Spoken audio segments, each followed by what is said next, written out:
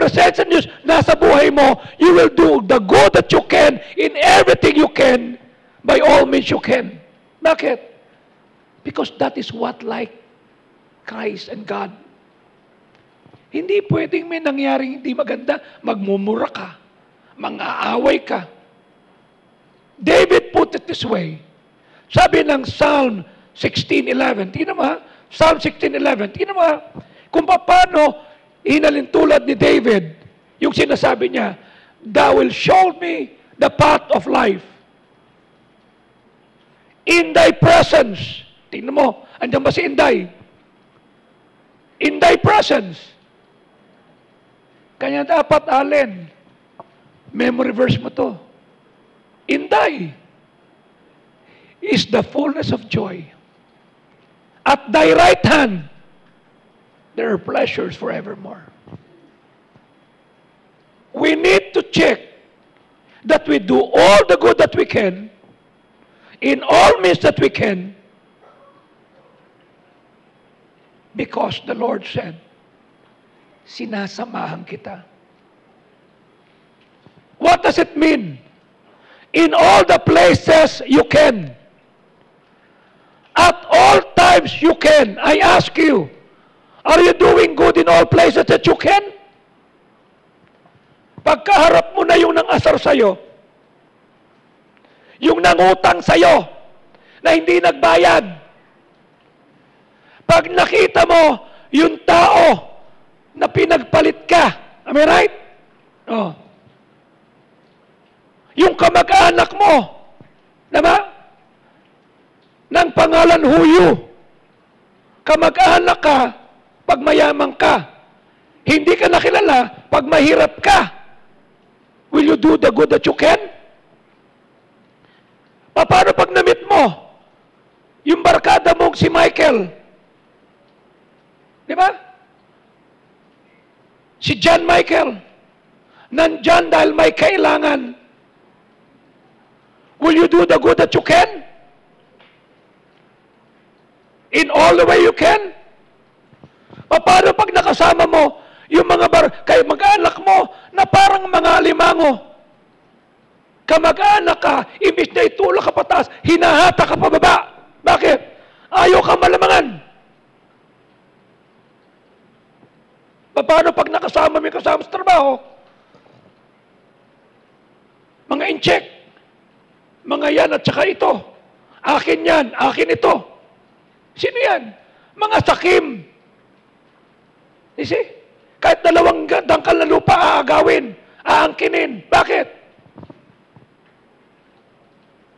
Will you still do the good that you can? In all places?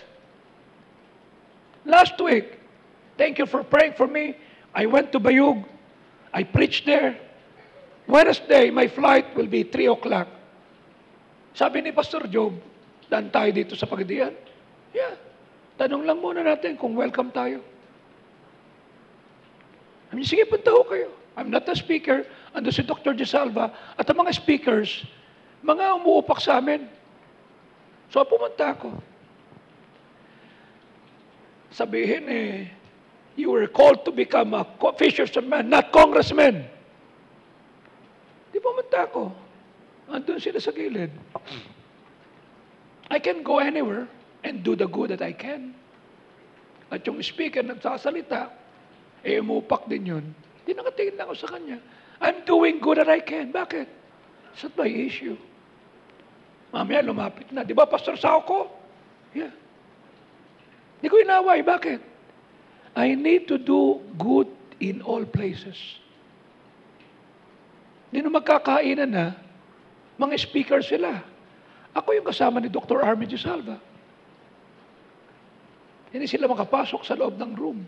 Why? I don't know what their issues are. But I'm good. I'm not fighting anybody. Bakit? Ang dami ko ng problema, mga away pa ako. To all the people you can. As long as you ever can. You know what? These words inspire us to live a life of committed to doing good. Not just when it's convenient, but as a way of life. So I have to leave Bayug early and travel 2 hours just to go to Pagadian. But I can stay there kasi 3 o'clock pa dapat yung flight ko eh. Pwede kami mag-stay muna doon, tapos alis kami ng 10 o'clock para umabot ng 2 o'clock. No. Let's do the good that we can. Punta tayo. Pasayahin natin yung conference nang wala tayong aawayin. As followers of Christ, we're called to a mission that goes beyond ourselves. It is a mission to love, to serve, to bring hope to others. These missionaries, Mukeba, stand up. Felicidad, tayo. Pastor Candido, tayo ka. Pastor, tayo kayo. These are pastors and missionaries. You know what they're doing? They're going to families of not the race. They're winning people. They want to serve, they want to love, they want to bring hope to others. Hindi lang na mission yan. Mission natin to. Please be seated. That is what Pastor Fajardo did. 1973. When he started the ministry here in Pasay. He has no means. Nagbibisikleta lang siya para pumunta sa Pasay. Bible study. Punta dito. Punta doon. Naka-30 lipat bago makapunta dito. Are you following me? Why are they doing that? For money? No. Because we have a mission to love, to serve, to bring hope to others. Kanya naabot tayo ng Ebanghelyo. That mission can be summed up in simple words. I can help. Do you understand me? Can you say, I can help? Can I just tell this to you? Before the dawn of 1900, years, the Filipinos embraced the teaching of the Roman Catholic. In fact, Apollonario Mabini, nag-urge siya, sabi niya, gumawa tayo ng national church, which is the Catholic Church. He said that October 23, 1899. Try to imagine, this nation is predominantly Catholic since 1521, when Magellan first landed in the Philippines. During that time, the Philippines is under control of America under U.S. President William McKinley in 1897 and 1901. The President permitted the group of Methodists na pumasok sa Maynila. At the time that was strong in Catholicism, this group experienced discrimination. And they were rejected to buy properties. When President McKinley makita yung sitwasyon, inutusan niya si General Howard Taft. Yun yung pangalan ng Taft Avenue, na mag-establish ng humanitarian administration para matapos na yung end ng US military combat. Si General Howard Taft nag-implement ng principle of religious liberty. And that was the beginning of the golden dawn of entering the glorious gospel in the Philippines. 1900, the American Baptist Mission Board pinadala ang kauna-unahang Baptist, si Eric Land, at isang Pilipino na Ilonggo. May Ilonggo dito, mga taga Iloilo, Labo, Tawa. Siling ko sa imo, Ilonggo to. Alam mo sabi ni Ilonggo? He was the first Filipino pastor to start in the Philippines, and they arrived April 26, 1900. 125 years ago. And they went to Western Visayas. And they came to Haro, Panay on May 3, 1900. And they put up the first Baptist church, the Haro Evangelical Church, which was then Haro Baptist Church. Okay?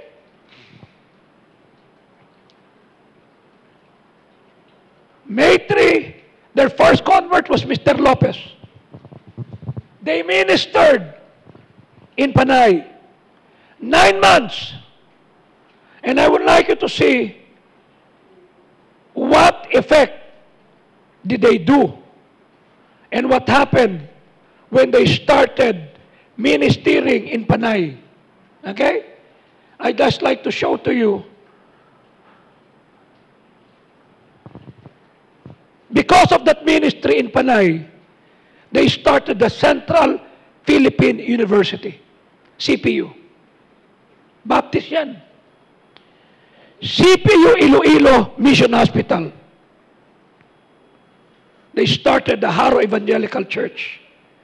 They started the Convention of the Philippine Baptist Churches. That's what they did.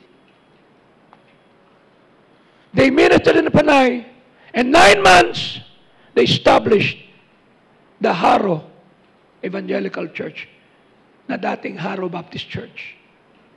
February 1901. 1911, the Northern Baptist Convention, nag-form sila ng ABF, American Baptist Foreign Mission Society, at nagpadala ng missionary to Iloilo City, 1912 to 1930s.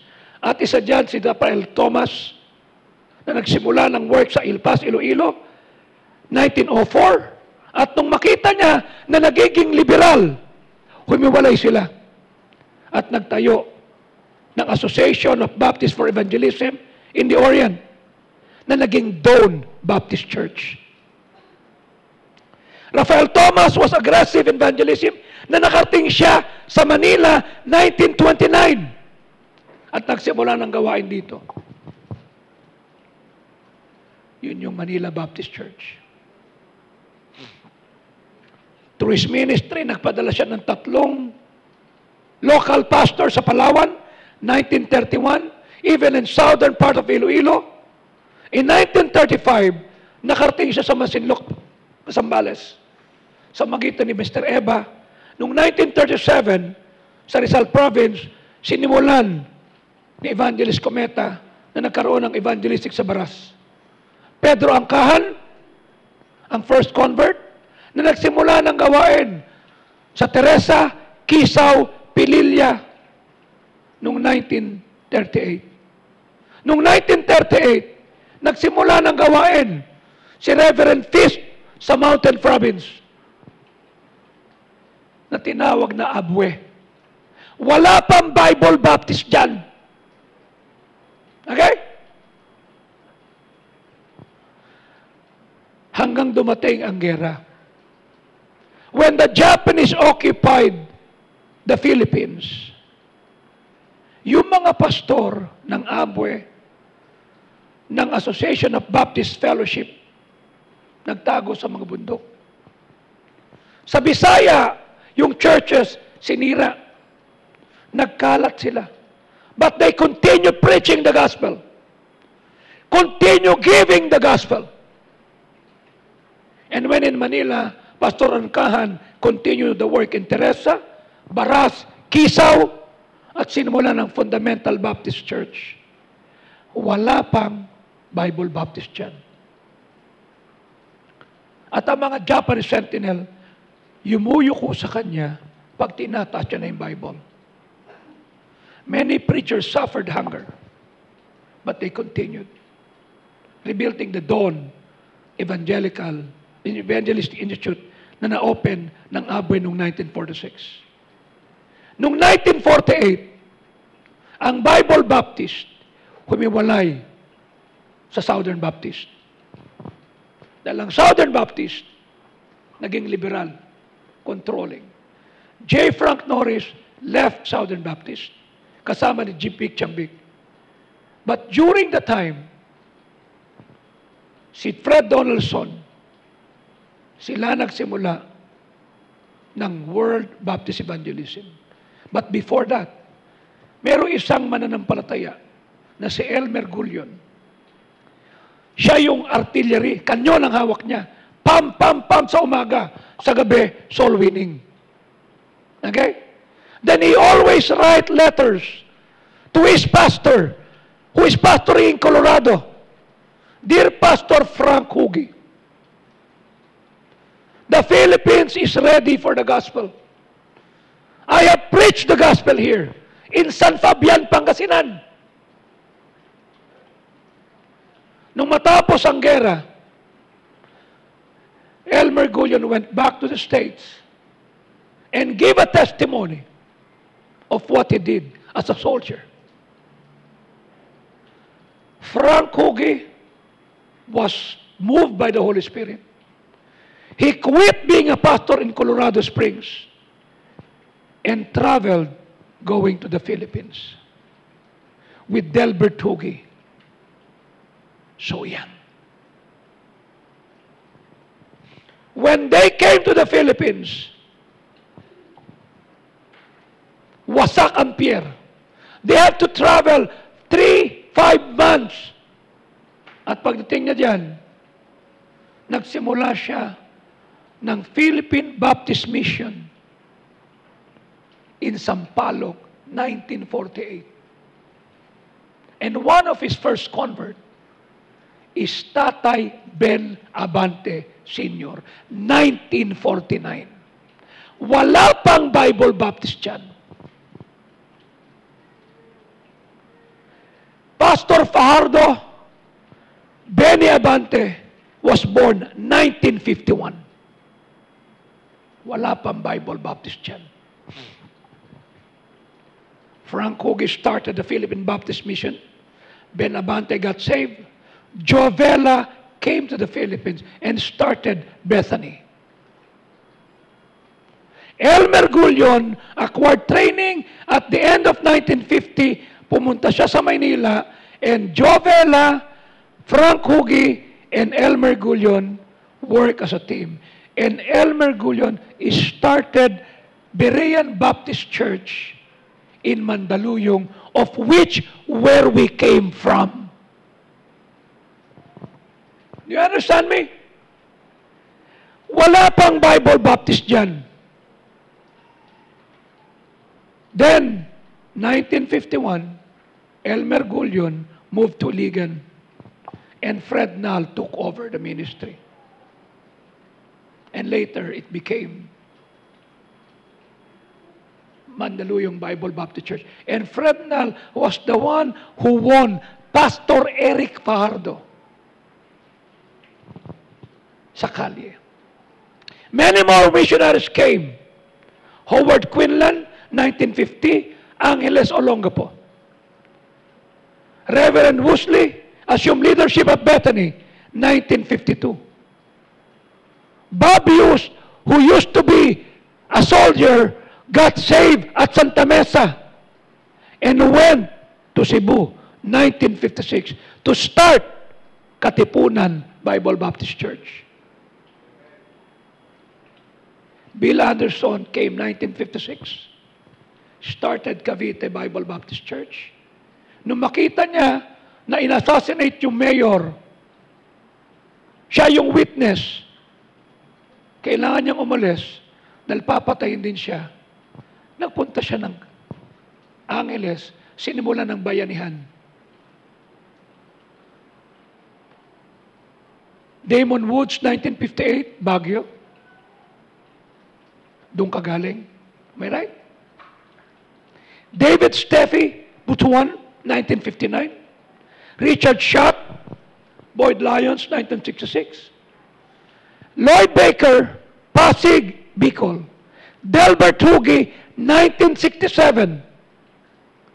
Bob Phillips, 1970. Then Dennis Ebert took the work of Mandaluyong, 1978. Some noted local pastors gave contribution to the work of God. Ceciliano, na saved, Abraham Victorino, Abraham Baliega, Pastor Abante Sr., Marcelino Arias, Renato Morada, Ludi Tamon, Pastor Mercado, Pastor Mahinay, Dr. Army Di Salva, Benny Abante, Eric Fajardo, Ruben Belmonte, Bing Escrupulo, Simeon Manalo, and many more great men of God. 1948, ang Southern Baptist Convention dumating from China, nagtumira sa Baguio. Okay? Ang mga missionary, Miss Fern Harrington, Margaret Collins, Clyde Jowers, and Robert Dickinson. 1948, ang Conservative Baptist, umisplit sa Northern Baptist, sinimulan. 1980, they ceased to use the word Baptist. 1970, International Baptist Church was started by Gavino Tica. You know what I said that? You know what these people did? They did that which is God. You know what Eric Land said?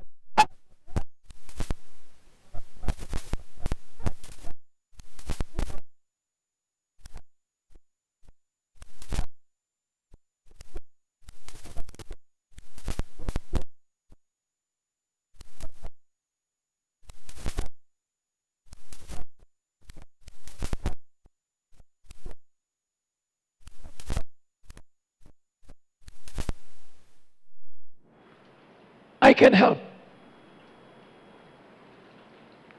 In 2022, Bishop Benny Abante, Congressman Abante of 6th District, authored RA 11897, which is called the National Baptist Day.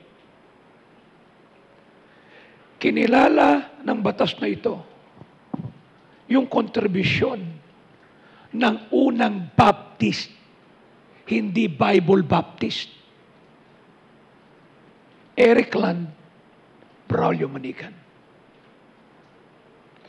The law states in Section 2, it is hereby declared policy of the states to recognize the Baptists for the continuous pursuit of their evangelical mission. Kinilala ng RA 11897 ang ginawa ng Baptist for evangelism. Kapatid, kinikilala tayo na nagbibigay ng Ebanghelyo ni Kristo.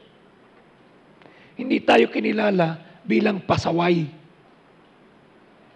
Not only that contribute to nation building by establishing Christian schools. Listen na, kinilala ng batas na ito, evangelism, nation building, edification, Christian school, education. I would like to show to you the picture before I continue with that statement of what Ma'am Raimel sent me. Madaling araw ko na nabasa ng Saturday. Okay? Dear Mr. Jose Angelo Paulo Sauco, school administrator. Who is he? One of the former students ng GTBA. Dear Mr. Sauco, greetings in the name of the Lord Jesus Christ. After thorough evaluation of the scores of the model status visit conducted October 18, 2024, the School of Tomorrow is pleased to extend our heartfelt congratulations to Golden Treasure Baptist Academy for attaining the certified model status. Palakpakan natin ang Panginoon. You see, there are only 5 of that in the country. And we thank God for Sir Jap, Ma'am Raimel, and all the staff, tayo mga staff ng GTBA. Tindog palihog. Teaching at saka non-teaching staff. Okay? Palakpakan nyo ho yung mga yan. Amen? Why do we have that? Because nung nagsimula si Eric Land, Braulio Manican, bawat Baptist Church may Sunday school. Nagkaroon ng Saturday school. At nung dumating na yung ACE, naglagay na ng Christian school. Okay? Sit down. Ano mga bunga ng GTBA? Tumayo ka, Teniente. Dito ka. Hikain, hindi matalino, most friendly. Okay? Sinulatan to ni VP Sara.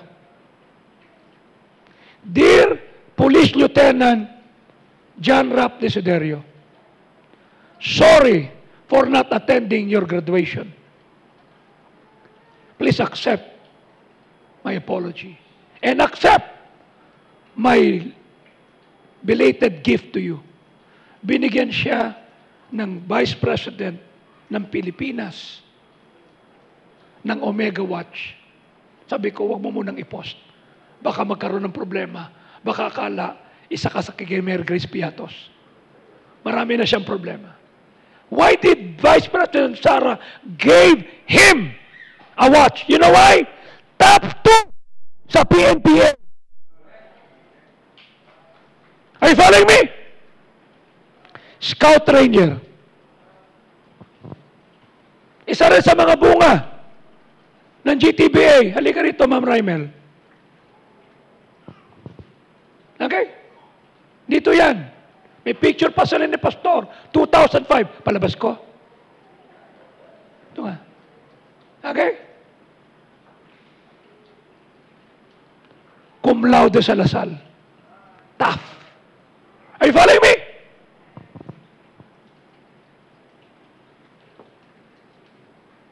Halika rito, Johan. Scholar sa UST. Halika rito, Stephanie. Scholar sa Assumption College. Faye, halika rito. Scholar sa Assumption College. Aldrich,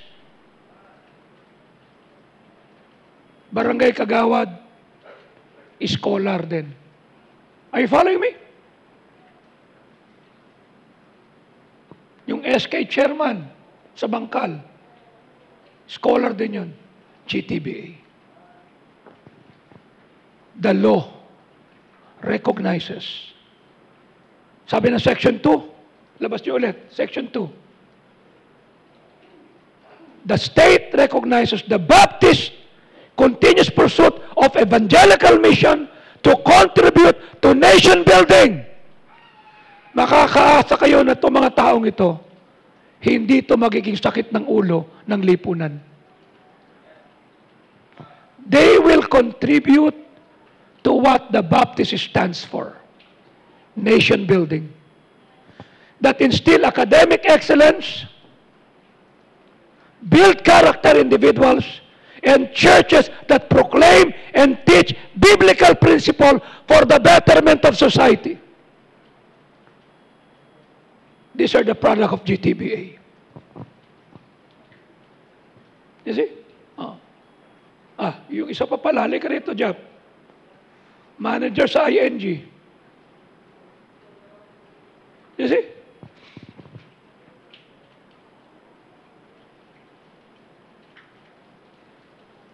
Mariel, doktora, halika rito. Ikakasal na yan. Hindi ko lang alam kung kasya. Yung sinukat yan damit. Balay ko, stretchable naman yata. Ano? Stretchable. You see? Ito yung mga bata na lumaki dito. Hear me? Na makukulit. Pasaway. But look at them. Am I right? Why? sinimula ng unang mga Baptist. Tinuloy natin. Are you with me? Nation building, character, excellence. Pag tinitignan ko to, hikain. Ano ba talaga gusto mo? Magpupulis po ako. Tara, jogging. Ha? Pull up. Ha? Ano ba yan? Tapos ngayon, Scout Ranger graduate. Hepe ng Regional Mobile Force. Kato 24 lang, wala pang syota. Pogi. Tama? Are you with me? Police. Are you with me? 2026, he will be a captain. Iniintay na lang yung oras. Are you with me? Pwede sabihin, ay, susyutain kita, ha? Tenyente ko eh. Ha? Pogi ako eh, ha? Tsaka, no, character. Ayun me. Nag-leave. Bakit? Dahil tutulong siya sa missions conference. Yung tatay niya, tumayo ka, Romy, magje-general na yan this year. Okay?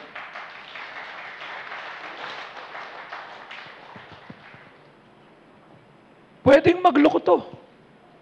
Pero mo, pag pinagdadrive ako niyan, nung last week, Blue Ridge, tapos diretso kami ang Panga. Sabi ng mga pastor, mga member, Sir, magdi-general na ba yan? Oo. Ba't nagdadrive siya, tsaka nagtagabit-bit ng gamit mo? Sa krame, general siya. Sa church, member siya. Nagugulat sila. Bakit? It's about servanthood. Kasiyahan niyang makita na yung anak niya. Am I right? 24. Sabi ko, mas magaling to. Bakit? Siya na ini-invite sa Pangasinan para mag-preach. Ikaw, hindi ka pa na-invite. Pero siya lagi speaker. Saan ka nagsalita na isang araw? Sa university? Oh. Speaker sa university. He preached the gospel. Are you with me? Please sit down. Thank you very much.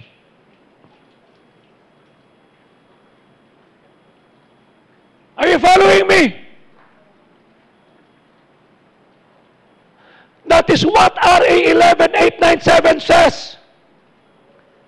Section 3, to recognize the important contribution of Baptists in nation building. We as Baptists are known to build the nation. Hindi tayo magtataas ng kamay. Hindi tayo lalaban sa gobyerno. I don't like the president that I grew up with. But my Bible tells me to respect the government. Wala kang makikitang Baptist na magiging makakaliwa. Why? We're for nation building. Whoever the president is, our loyalty is in the Constitution, not with the former presidents. Not with anybody, but on the Constitution. Tama? 6 years lang ang term ng presidente. The second Thursday is the second National Baptist Day to proclaim the same as the nation baptism. Benny Abante honors the effort of the first Baptist na dumating noong 1900. Lahat. I was there in Congress when it was being passed.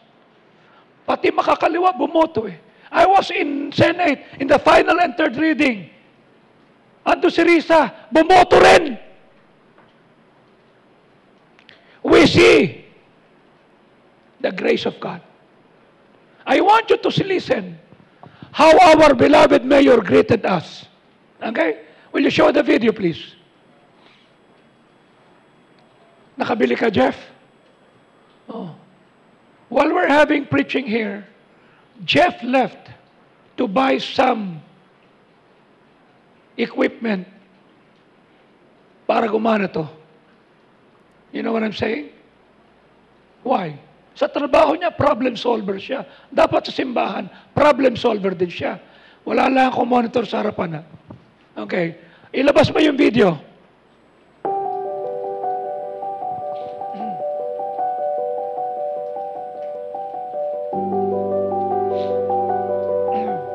To the Bible Baptist Church of Pasay City, headed by Pastor Joey Salco. Good day, everyone.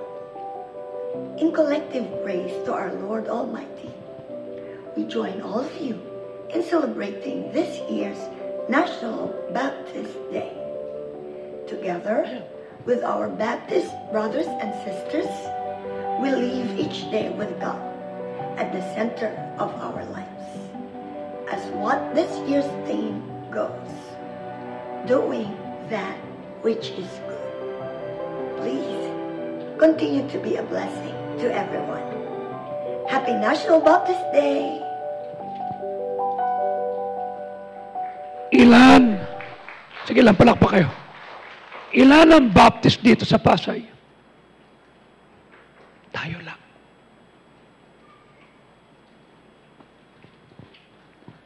You were here last missions conference when she came here and gave. When the city adopted the RA 11897 to be a city ordinance in Pasay. Paalisin yan, Pastor. Paalis po ako, ha? Okay lang. Pasensya ka na, ha? Hurriedly. Sige lang. She gave that video. We often see needs around us. We see people who are hurting. We see people who are struggling or simply needing a kind word or a helping hand. Are you helping? Too often we always say, iba na lang gagawa niyan, somebody else will do it. No. But God's call is not for someone else. It's for us. Sino magpapanik ng mga pagkain? Siguro iba yan. No. It should be us. Ang mentality ng unang Baptist, I can help. Tapos save ka? Hindi ka tumutulong? Ligtas ka, wala kang pakinabang? He wants you and me to step forward and say,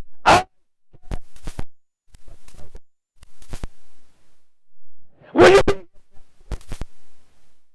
Sa lahat ng pumunta kahapon, salamat po.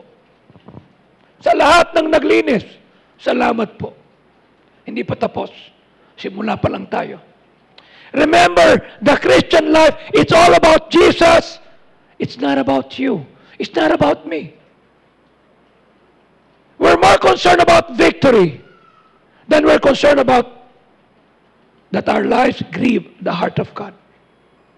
Yung bang ugali ko, yung bang ugali mo, yung bang pag-iwan natin sa ministry na meron ka, natutuwa ba ang Diyos dyan? Can we not say, Lord, I want to help one soul at a time, one family at a time, one pastor at a time. Remember, it's all about Jesus. It's not about us. As believers, we're almost concerned about success, but not God-oriented. Pero alam ba gusto ng Diyos? God wants us to walk.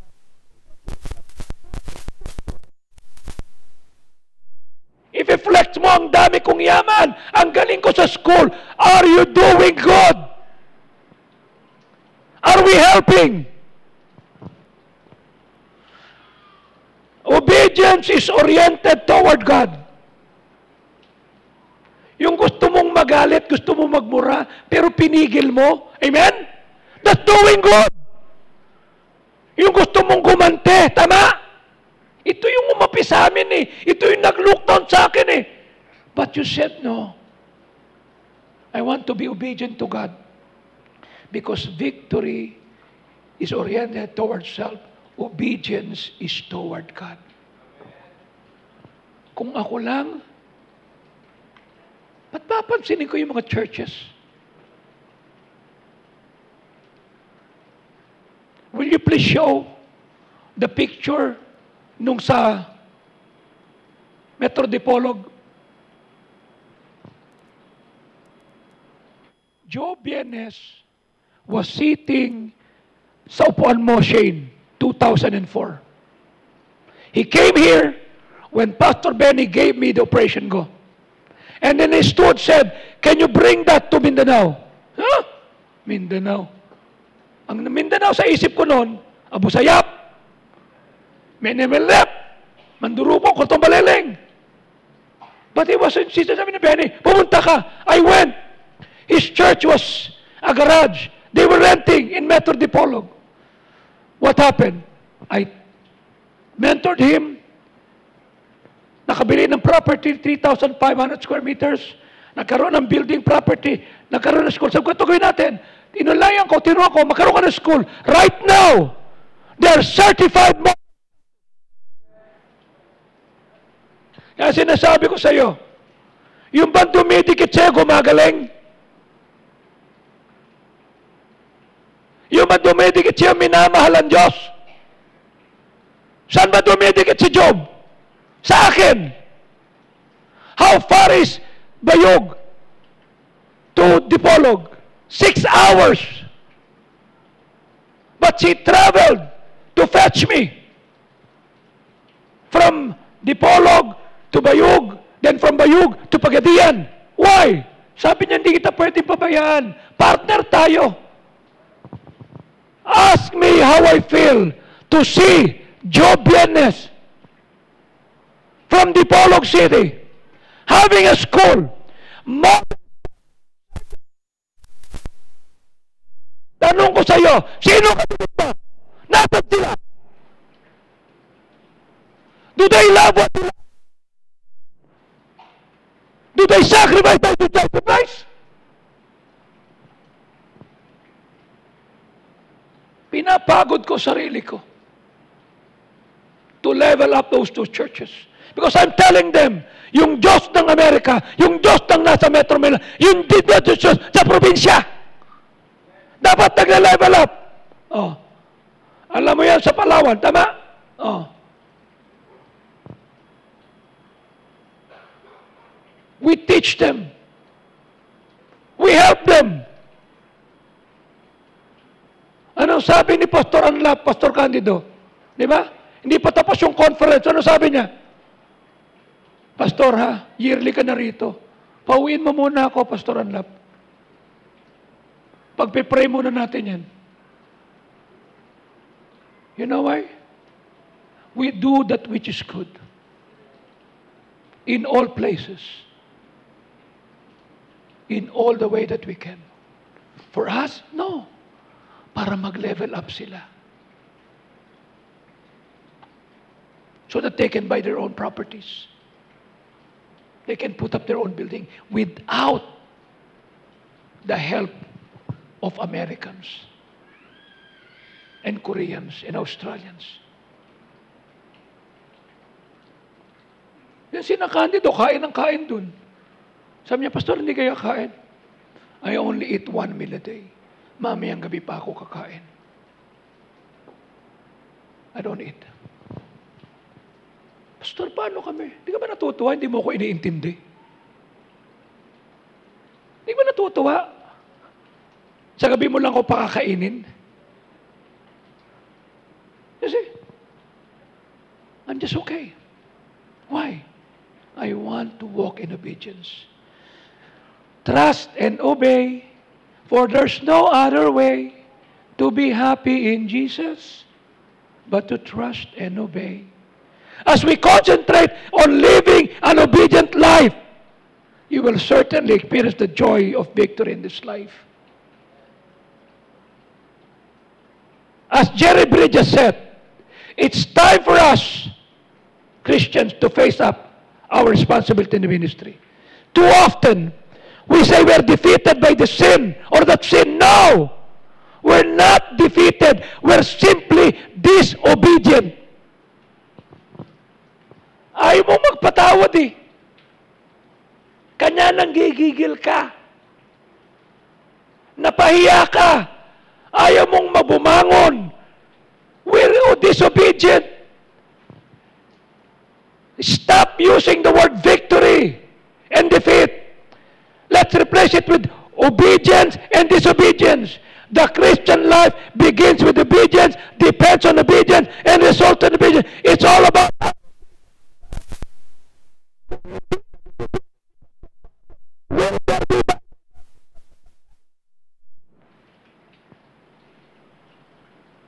pumunta ako doon sa kanya no Friday, may mga pastor.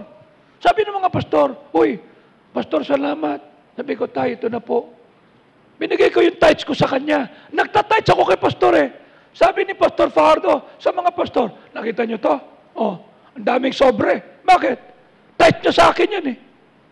Pumupunta yan para magbigay ng tithes. Nagluto ng ulam. Buti pala nagluto si Ellen ng ulam. Walang pagkain. O yan, kainin natin. Pinauwi kami mga 2 o'clock na halos. Kwentuhan lang, kwentuhan. Masaya sila. Pastor, salamat po ha. Sige po, sige po. Oh. So, sana madala mo kami sa Isabela. Iko, iba na lang papupuntahin ko yung mga na-train. Let's just do what is good. You know what 1 Samuel 15:22 says? At sinabi ni Samuel, nagtataklay kaya ang Panginoon ng napakalagandang kagpatuwa nasa naghandog ka, nag-offering ka. Tama? Pero hindi ka naman sumusunod. Nagbigay ka na, ito na yung commitment para matigil na. To obey is better than sacrifice. And to hearken than the heart, the father promise. Sumunod ka nga. Nagreklamo ka naman. Nagdabog ka. No. Verse 23. Sapagkat ang paghihimagsik, rebellion, ay kasalanan ng mangkukulam. And by the way, mahal na po magpakulam ngayon. Kasi ginagamit na labubo. Mahal na yung mga labubo. Oo. Kasi mahal daw yung mga gagamitin nila. Kaya huwag na kayo magpakulam. Maging rebelde ka na lang. Nakita mo? Pag hindi ka sumusunod sa Diyos, mangkukulam ka. Bible may sabi niya na. Lumalaban ka sa kalooban, mangkukulam ka. Yung stubbornness, idolatry. Bakit? Tinanggihan mo yung salita ng Diyos eh. Was there a point in your life that you said, for the first time in my life, I have been obedient? Pinatawad mo na ba yung nagkamali sa'yo? Pinatawad mo ba na yung nag-iwan sa'yo? Tingnan mo, hanggang ngayon, ang kinakain mo, pansit. Bakit? Pinagpalit ka sa pangit. Mahilig kang kumain ng sopas. Bakit? Kasi yung pag-ibig mo naging namala ng sofast. Gusto mo ng taho. Bakit? Biglang naglaho. Have you been obedient? Huh?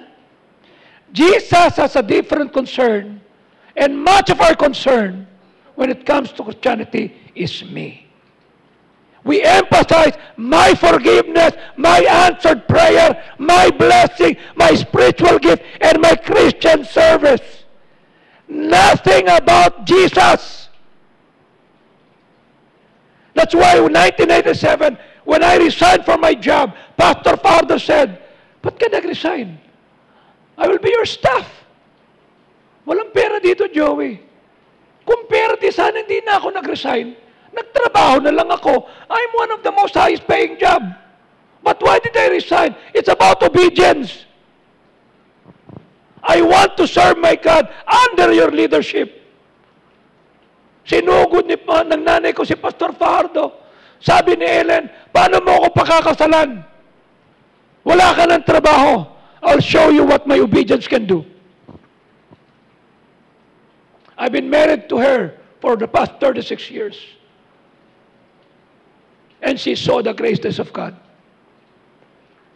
Are you obedient?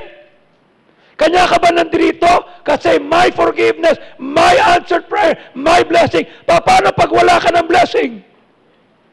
Paano pag wala ka answered prayer? Will you still obey? Nothing about God. It's all about me, me, me, me. As human being, we are inherently self-centered. We always hear self-centeredness mean my house, my car, my desire, my goal, my Sharona. The same person who lives for himself will die the same, alone. Kanyang mensahe natin, mula pa nung panahon ni John the Baptist hanggang sa unang Baptist preacher na dumating noong April 1900, it's all about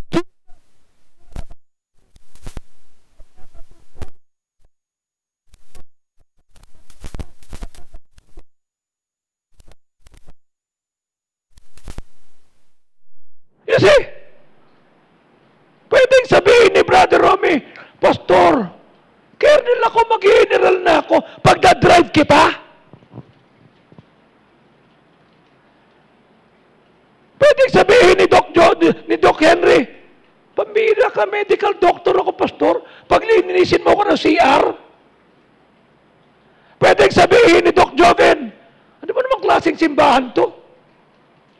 Doktor ako, pinag-ayos ako ng double deck. No! Privilege natin yan. Masama ba loob mo, Meljun? Nalilinisin ko yung CR, kinuha mo? Masama loob mo? Na nagmukhang tayo ka? Privilege yun, ayun me? Ano sabi ng John 3:30? Kinakailangan nating itaas ang Diyos. Kinakailangan mawala ako. Alam mo kung bakit hindi mo ginagawa ministry mo? Sarili mo. Nasaktan ako. Pinagalitan ako. Hindi ako pinansin. Tanga. He must increase. We must decrease. Are you with me? Sa ministry, it's not about God. It's all about God, not about us. Kung igigit ko gusto ko, ang dami ko nang sinapak. Ang dami ko nang inaway. Anong sabi ni Rene doon sa isang pastor na kinonfront namin? Nagpapasalamat po ako. Nakita ko nagbago si pastor. Alam niyo bakit? Nanggugulpi ho yan eh. Sabi ko, tapos na yun. I want God to be seen. Our job is to point people to Jesus. To show them the way. Why do we point people to Jesus? Because Jesus is the only way who offers this. God's gift of salvation through His sacrifice on the cross. Siya lang yung namatay para sa kaluwasan ng ating mga kalag. Ano sabi ng John 1:29?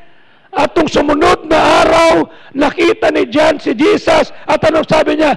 Behold, the Lamb of God which taketh away the sins of the world. Di ba kinakanta yan sa simbahan? Kordero ng Diyos na nag-aalis. Verse po yan. Tama? Ano sabi ng John 14:6? At sinabi ni Kristo, ako ang daan, the way, the truth, and the life. And no man can come to the Father but by me. What does it mean? Jesus came to save you and to save me. Bakit? Sapagkat nawawala tayo. Sabi ng John 19:10, for the Son of Man is to come, to seek, and to save that which was lost. Itong dahilan, bakit si Eric Land iniwan ang Sweden at pumunta sa Maynila. Itong dahilan, ba't si Braulio Manican at the height of Catholicism nagpastor at ipinangaral ang Ebanghelyo. Luke 19:10. Yeah? For the Son of Man is came to seek and to save that which is lost. Ano sabi ng Ephesians 2:12? Sapagkat nung panahon kayo wala pa sa Panginoon, kayo'y estranghero at di kabilang sa bansang Israel, kayo tagabang lupa, walang pag-asa, walang Diyos sa mundo. Itong dahilan ba't may missionary? Itong dahilan ba't may missions conference? Itong dahilan kung bakit may soul winning? Itong dahilan, this year or this January, ilan ang nakausap mo patungkol sa kaluwasan? Am I right? Ang dami mong kwento eh. Meron bang na-save? me. Mali! Obedience. Salvation is totally and completely free for you because Jesus paid it. It cost Jesus His life. Ano sabi ni Romans 3:23? Ang lahat ay nagkasala. Ano sabi ng Romans 6:23? Ang kabayaran ng kasalanan ay kamatayan. Kanya kailangan nating humayo. Kailangan nating magdala ng Ebanghelyo. Kailangan natin sabihin, hey, you need to be saved. That's why there are pastors that are surrendering their lives. We are telling them Romans 5:8. But God commanded His love toward us. That's why salvation comes through Jesus Christ. Ano sabi na Acts 15:11? But we believe that through the grace of the Lord, we shall be saved even as they. Nobody else but Jesus volunteered to pay for your sin. Nobody else but Jesus paid the price para makuha mo yung buhay na walang hanggan. Yung salitang you are in Christ, it was used 120 times. And being in Christ changes the way God looks at you. Bakit? Kasi pag tinitignan tayo nang wala yung dugo ni Kristo, nagkasala tayo. We're all sinners. But every time the Lord looked at you, He saw the blood of Christ covering us. He will see you as a child. You may think that when God looks at you, nakikita niya sin, failure, rebellion. No! Ang nakikita niya, the blood of Jesus in you. Because you're in Christ. You may see your scars, your messes, your problems. But you know what?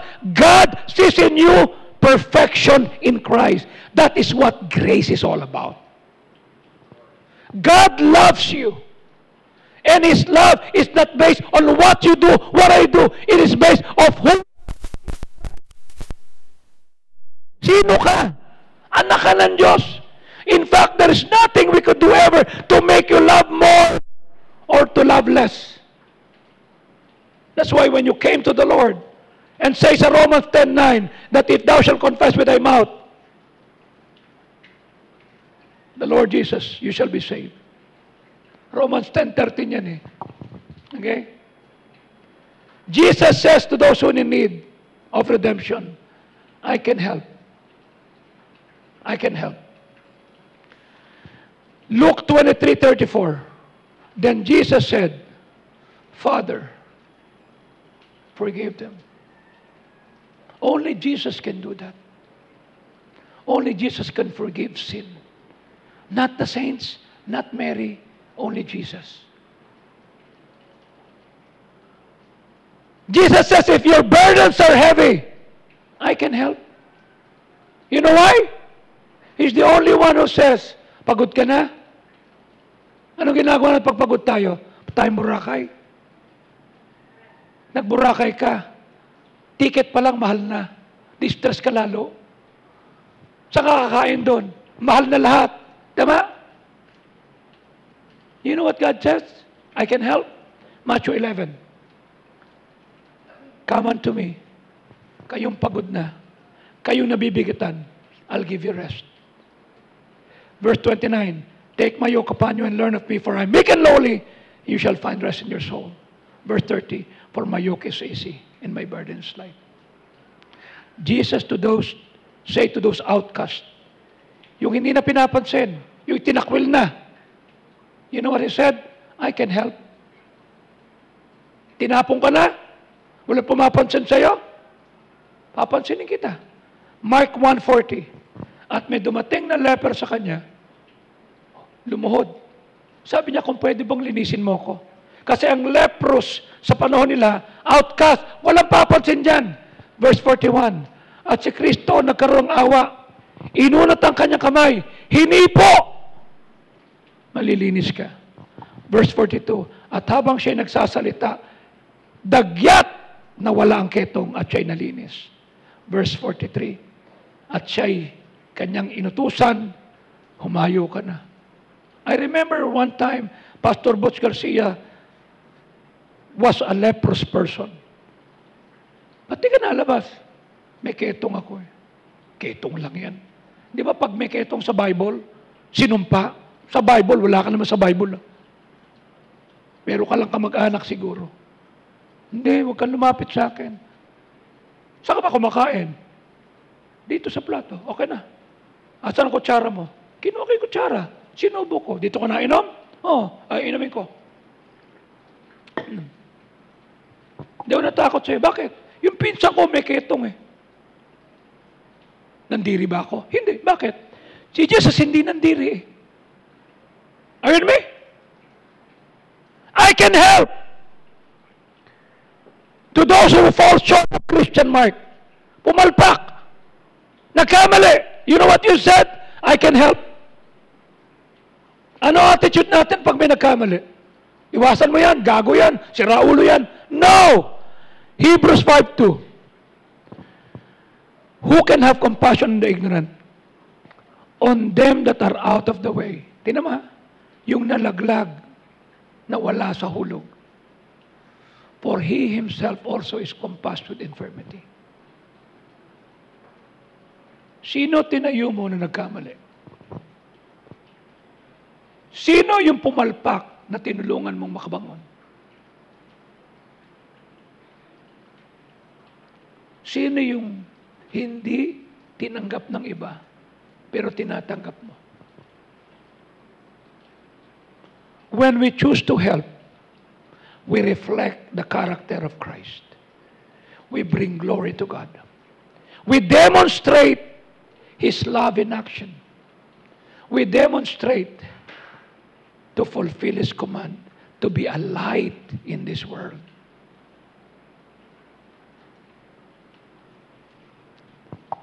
Maliban sa family mo, sino pa nakikinabang sa'yo? Kanya may church. Magbibisita ka ng hindi mo pamilya. Yayayain mo, i-disciple mo, tuturuan mo. Kanya may church. Jericho, kung ikaw lang mag-isa, tama? Saan ka kukuha ng lakas? Malayo ka sa family mo. Kanya may church. What opportunities has God placed in your life to do good? This week, I'm offering you a good thing. Meron tayo mga pastor na pupunta rito. Will you help? Will you do good? Will you cook?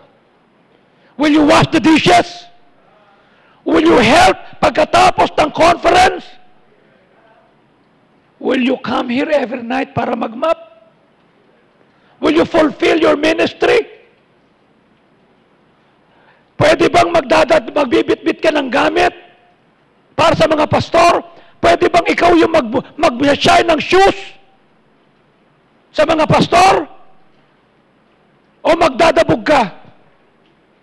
Sa bahay nga, pinaglilingkuran ako eh. Dito, utusan ako. Privilege yun. Who is God calling you to help?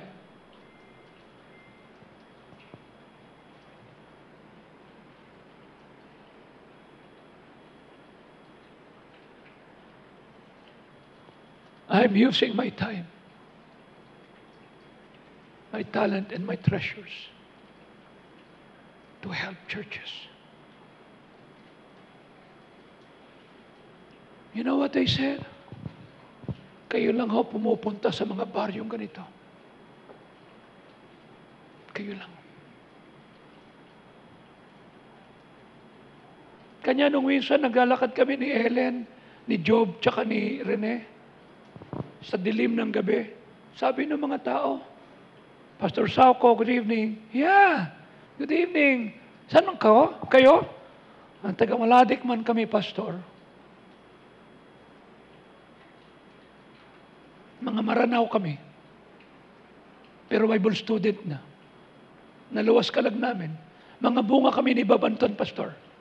Yung pinuntahan mo. I'm doing my part.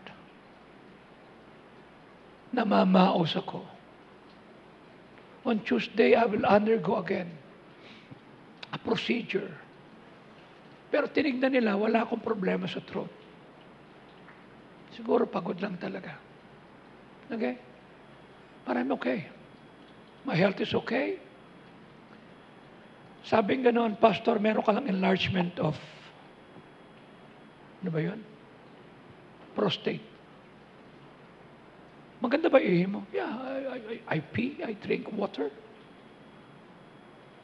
Pero sabi niya, normal yan kasi pag 51 ka na, pag 60 ka na pataas, talagang gano'n ang aabutin ng mga senior citizen. Parang menopausal sa mga babae. Okay? But I'm okay. You know my blood pressure is 117 over 70. 117 over 70. Sabi nung winitisan ko, are you sure you're 61? Yeah. Kasi yung blood pressure mo. Sabi ko, I don't know. I just eat 1 meal a day. I choose my food. Hindi na ako attracted sa chicharon, tsaka sa crispy pa. Pinagsawaan ko na yan eh. Tama? Matanda na ako. Ano yan eh? Kumain na yung chicharon eh. Ano yan eh? Na-stroke ako. Tanga lang. Na-stroke ka na tapos tinigil ko na. Why? It's not about me. I want to be used by God more. How can you say with confidence, I can help and fulfill the mission to do what is good in His name? Can you help this week? Can you be my partner? Can you be the one na pupunta rito at tutulong kasi may mga pastor na pupunta, may mga pastor na dadalo, na sa buhay nila, they're having tough times, they're having difficulties, okay? And they wanted to be here. You know why? They're not coming here for the bags. They're not coming here for the gifts. They're coming here because they're learning. In the past 2 months, I was working 6 na messages sa mga pastor at 6 na messages sa mga second man. Bakit? Tayo lang ang nagtuturo kung paano mag-serve sa pastor. Because that's who I am. I'm not a pastor. I'm just a second man. So do that which is good. I can help. How? By planting seeds to focusing on God's Great Commission. Hindi trabaho. Hindi school. Dapat may nasasave. I can help fulfill my mission by keeping my eyes on Him and sharing His love with others. I want you to see Matthew 26, verse 6. At nung si Kristo ay nasa Bethany, hindi Makati ha, nakita niya yung Simon the leper. Verse 7, may dumating na isang babae na may dalang alabaster box na napakahalaga at ibinuhos sa kanyang ulo habang siya'y nakaupo. At nang makita ni Judas at ang mga disciple niya yan, nagkaroon sila ng pagkagalit habang nakaupo sa pagkain. At sinabi nila, bakit? Sinayang. To what purpose is this waste? Siguro yun din ang tanong mo ngayon. Bakit magbibigay ako ng commitment ko sa pagkain? Ba't ako mapapagod dito? O ikaw, Mark, galing ka sa Mindanao, ba't ka nagpunta rito at nag-live ka ng 1 week? Bakit? Sinayang mo panahon mo? To what purpose is this waste? Ba't papagurin mo sarili mo rito? What purpose? Ano sabi sa verse 9? Sapagkat mahalaga yung pabango na yan, ibigay na lang sa mahirap.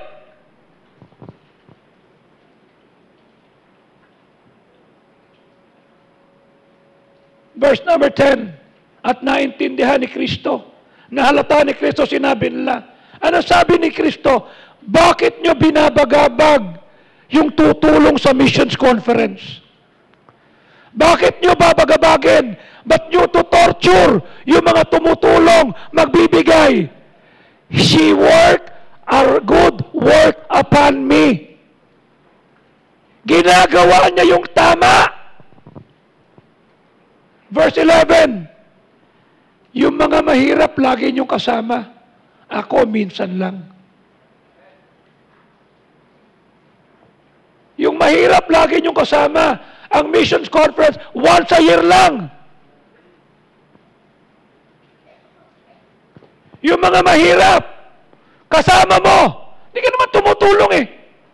Verse 12, binuhos niya yung mahal na ointment sa akin.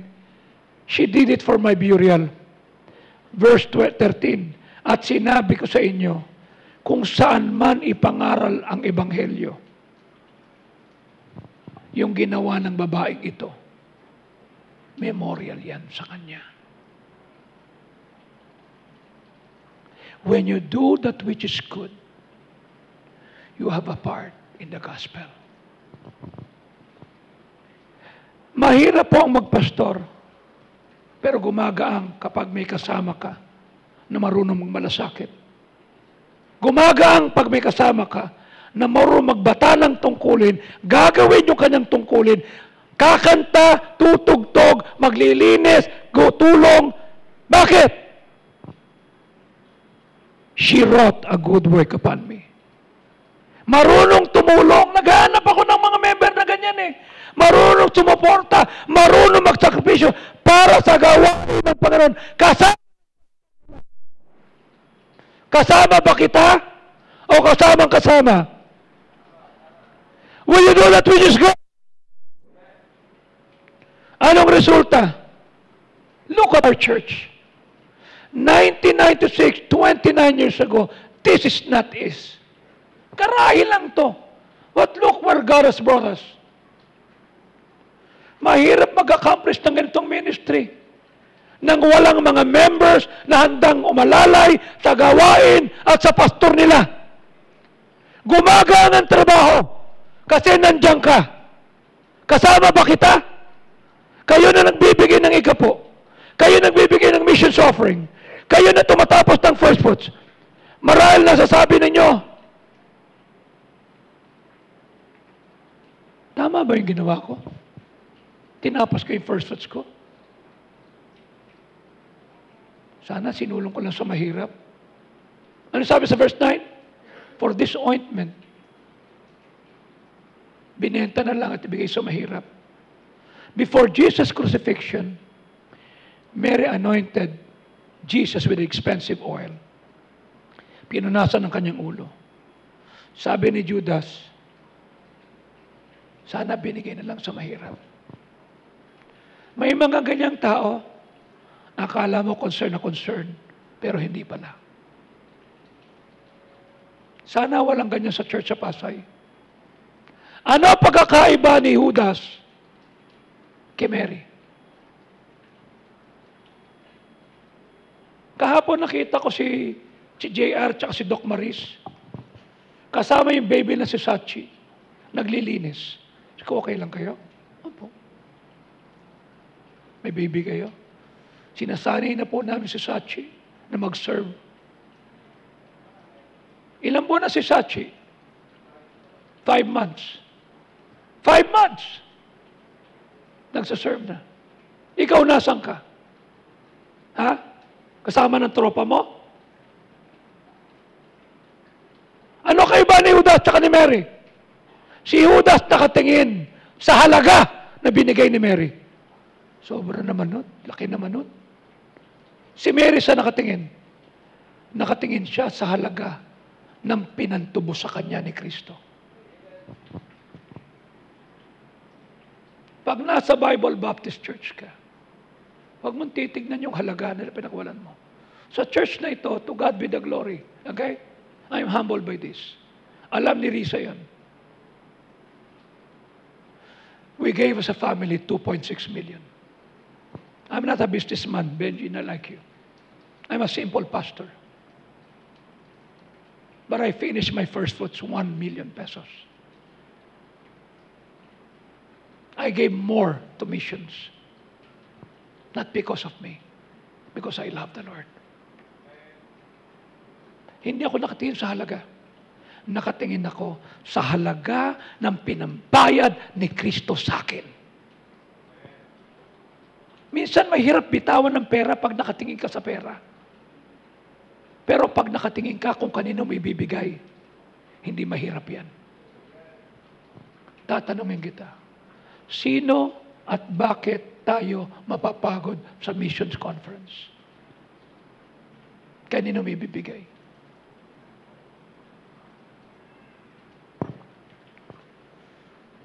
Pag nagbibigay po tayo, sa Diyos po natin binibigay. Pag nasa isip mo, gawain ng Diyos to. Pag nasa isip mo, may maliligtas dahil nagbigay ka, hindi mo iintindi ng halaga. Naalala mo, undeserving tayo. Unworthy tayo. Unlovable tayo. At ginagamit tayo ng Diyos. Hindi ba privilege yan? Oh, yung mga tauhan mo, babes, kahapon, tumulong dito. Umangal ba kayo? Ha? Na napagod kayo? Privilege natin yon, Ariel. Tama? Kasiyahan natin yan. Dapat po sa ganito tumatakbong gawain. Dapat sa paglilingkuran natin, nakikita natin ang kabutihan ng Diyos sa atin. Huwag kang titingin sa halaga. Ano sabi sa verse 13? Tingnan mo ha. Ang premyo nandun sa Kanya. Sinasabi ko sa inyo, saan man pumunta ang Ebanghelyo, nakarating sa Pilipinas, may bahagi si Mary of Bethany. Reward niya yan. Anywhere the gospel is preached, may bahagi si Mary. Ano lang ginawa niya? Inanoint niya si Jesus. If God is going to fix your future, He's going to fix it with not with anybody that left you. Wala na si Lazarus dito eh. He's not going to fix it with anything that she lost. He's going to fix it with everything that you've got. The peace of mind that you have, the health that you have, He's gonna fix it with what is left. Ano meron ni babae? A woman having an alabaster box of a very precious ointment and poured it on his head. Ano ang meron ka? The people, the relationship that are still left at your side, at your disposal, God's going to fix your future. Not what lost, but what was left. And that's what you did. She had a deep need. A woman having alabaster box poured it on his head. She hardly see what she had left. Ang meron lang siya, I have a precious ointment. The only thing Jesus did was to turn her attention to what was left. An alabaster box. Anong meron ka pa? What is left in your life? Ano pa yung lakas na meron ka? Ano pa yung katinuang meron ka? Ano pa yung pwede mo magawa? In this story, there is only one thing. A woman having an alabaster box. And she poured it on his head. That is what God is going to use to be able to build your future. Some people will leave you. And He will give you that mentality you that nobody else is wanted to have you. Iiwanan ka. This woman has a strong faith. She prioritized Jesus over worldly destruction. She prioritized strong faith even in grief. Namatay si Lazarus. She worshiped Jesus. And Mary of Bethany was a good example how to do good. She did good to me. Ayan sabi ng verse 13, saan man ipangaral ang gospel. may bahagi siya. You know what this means? Huh? The Lord gave her more. Ito rin ang sinabi. Sa Luke 6:38, di ba? Ano nakalagay? Give, and it shall be given unto you. Tingnan mo ha. Ikaw ang pipili. Because Mary gave her best. Ano binigay sa kanya? Balik mo sa verse 13. Okay? Saan man ipangaral ang Ebanghelyo? Tanong ko, ito bang blessing na to? Tingnan natin ha. Kung saan ipangaral, maalala siya. Punta ka sa Luke 6:38. Pag nagbigay ka ng tithes mo, ang ibibigay sa ng Diyos, good measure. Huwag mo nang tignan yung giving mo. Ang tignan mo lang yung level ng blessing mo. When you give your tithes, the blessing is good measure. Hanggang doon lang yan. Tamang sukat. Pag nabigay ka ng tithes mo at saka ng mission offering mo, above your tithes, pressed down, siniksik. Pag nabigay ng tithes, ng mission offering mo, above your tithes, at nagtapos ka ng first mo, sabi ng Bible, shaken together, siniksik. Pero pag nagsakripisyo ka, the Lord said, I'll give you running over. I ask you, ano ang blessing na meron ka ngayon? Tamang sukat, siniksik, niliglig, o maapaw. Balik natin sa 13. Ano sabi? Wherever the gospel shall be preached, there also that this woman had done. Tanong ko sa iyo, is that tamang sukat, Richelle? Is that siksik, Ami? Is that liglig, Ferry? Is that umaapaw?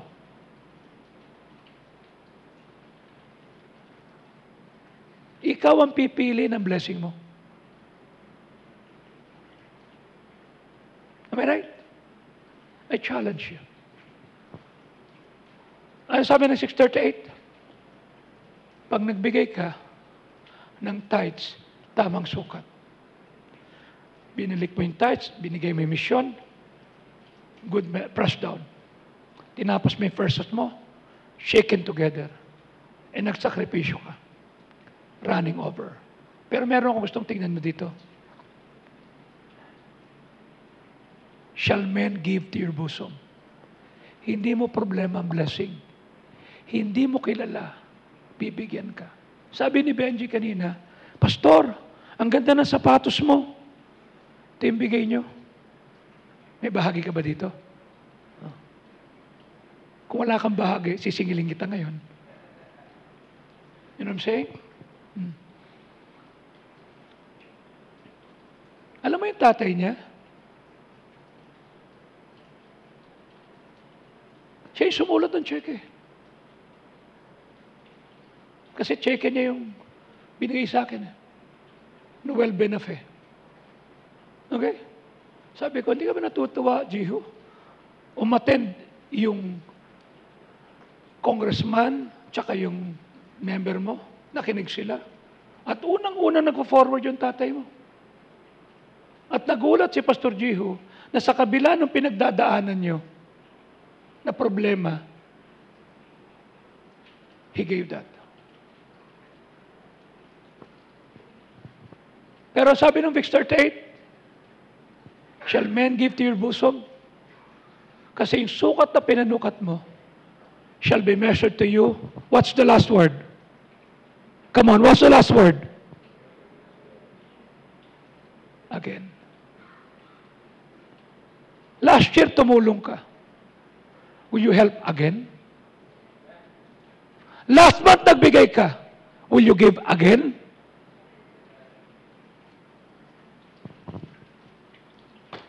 Last week, nag-soul winning ka.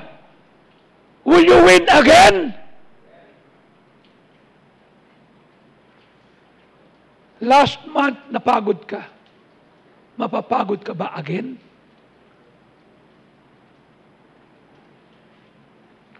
will God enjoy blessing you? I started when I was 19. Now I'm 61.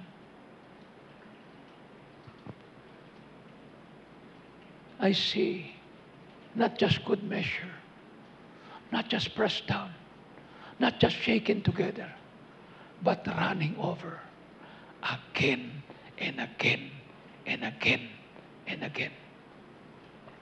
Nung dumating si Benji, bumaba galing sa bahay. Pagbaba namin, Pastor! Pa-picture sa kotse mo. Bahala ka sa buhay mo. Pastor!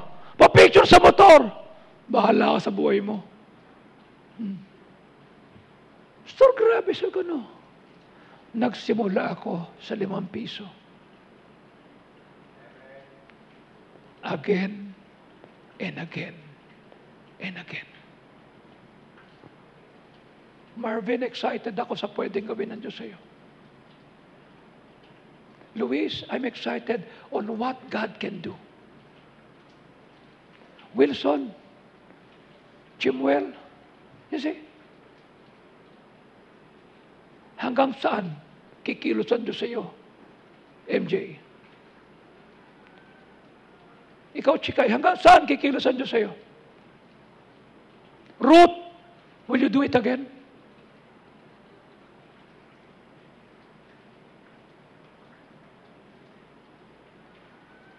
Saan ka nakatingin? Sa halaga o sa halaga ng pinambayad ni Kristo sa iyo?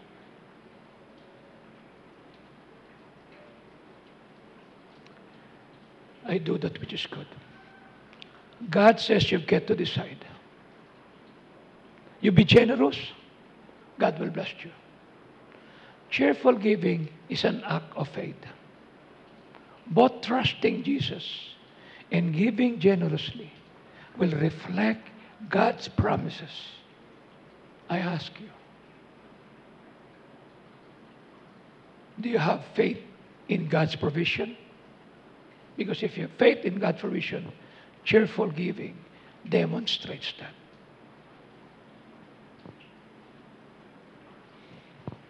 Hindi issue sa akin ng offering. Kasi nakita ko yung halaga ng pinantubos ni Kristo sa akin. Nung punmira kami ni Ellen sa Bayog, ganyan lang kanipis yung kama. Makapal pa yung tissue sa komot namin. Walang hot shower, tabo, walang bidet, walang hangiran, walang hanger. Kasi Bayog yun eh. That's too far. Sabi ko kay Ellen, okay ka lang? Yes, Dad. Maligaw ka muna. Bakit? Para yung unang buhos sa'yo. Pangalawang buhos sa akin. Tabo ka. That's various way of life. Lalakarin mo. Bako-bako. Pupunta ka doon. Di ba, Pastor Candido? Right?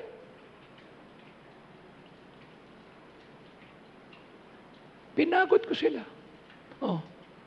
Nag-preach ako, kumain sila 1:30. Tapos nung gabi, 10:00. Oh, imbitahin niyo pa ako? Gusto ho namin to, mga siraulo kayo. Sinasagad ko na nga kayo. But you know what? Will you help? Doing what is good. I can help. Let's all stand up, please. Father, we thank you. Tulungan mo po na gawin namin yung tama. Tulungan po na sabihin namin, I can help. Tulungan po makita namin na nakatuon kami, hindi sa halaga ng pakakawalan namin, kundi sa halaga ng pinantubos mo sa amin.